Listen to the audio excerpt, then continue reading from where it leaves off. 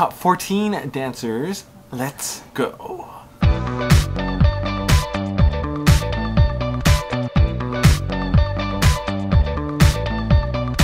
Okay, so it was a really long episode today.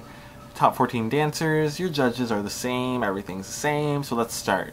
Ashleigh and Jacob started off the show with the Napoleon and Tabitha hip hop, and it was about like he kind of cheated on her through a text message, and she found it, and you know, I thought it was actually pretty good, and I enjoyed it for the most part. She did some good movements in it. Again, it was not my favorite of the night, and it was just okay to me. I thought it was enough to move on to the next round, and yeah, it was okay. Karen and Kevin were next. They danced a Broadway number by, I don't even remember, Spencer Liff, I think, something like that. I don't know. And I thought it was okay.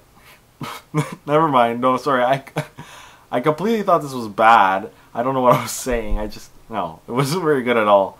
I just thought it was boring and bland. I'm not a big fan of Broadway to begin with, so I don't really like it.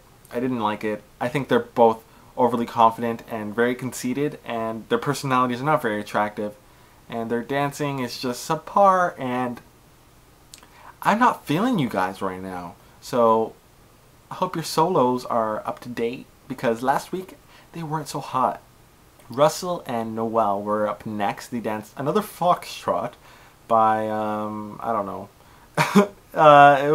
It was better, I thought, than the first one, maybe because I like watching Noelle better than Melanie.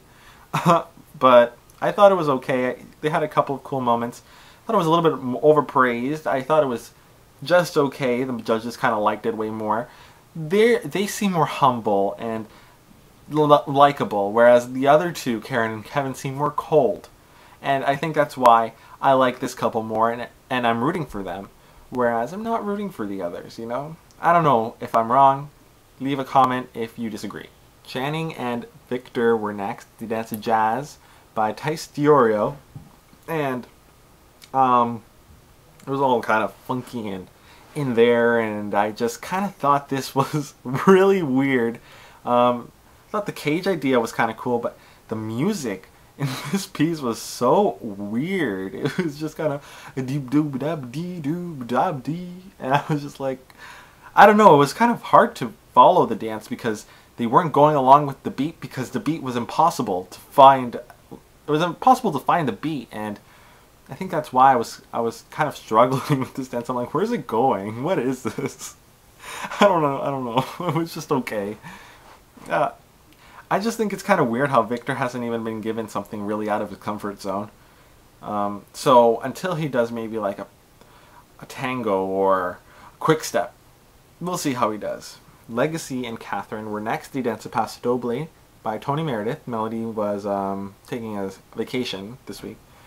They were very good. I thought it was kind of weird to see Legacy shorter than Kathryn, and I didn't really find him that powerful.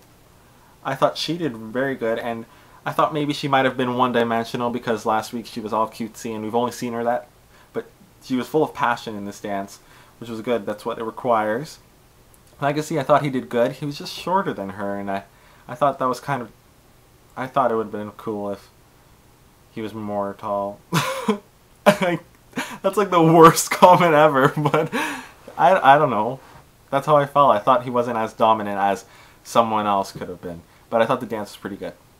Ellenore and Ryan were next. They danced a contemporary routine by Travis, and I thought this routine was the best of the night by far. It was just, there were so many good things about this, and Ryan is not a ballroom dancer, and he made this look so easy. I am not one to say that all the time, because I mean, it's a show about bringing people out of their comfort zone and being great at it, and he proved it. Like, he was so good in this, and they were really together. They had great moments. They performed it really well. They were really in character. It was just really good routine, and I think it'll probably be one of the best of the season. So very well done, you guys.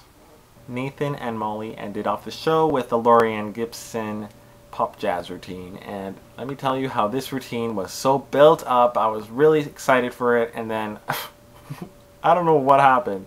I think she was just really in my face like she always is, and it wasn't, the execution was not as good as the rehearsal package, and it let me down. They were really messy, and like, I don't know why they were praising them. They're always messy. I find that they could have, maybe the reason they're not growing is because they need more time.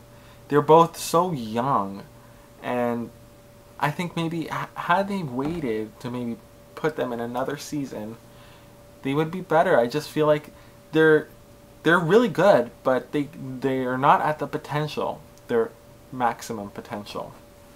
And I don't know, I did not like this routine. The choreography was nothing special. They do every Lady Gaga song, so like, I don't know, it was just okay. Okay, so that was my recap of this episode of So You Think You Can Dance. I hope you enjoyed it. Leave a comment, subscribe, watch. I don't know. I just like doing these, and I like the show, and hope you like my reviews, and I'll be back next week. So until then, later.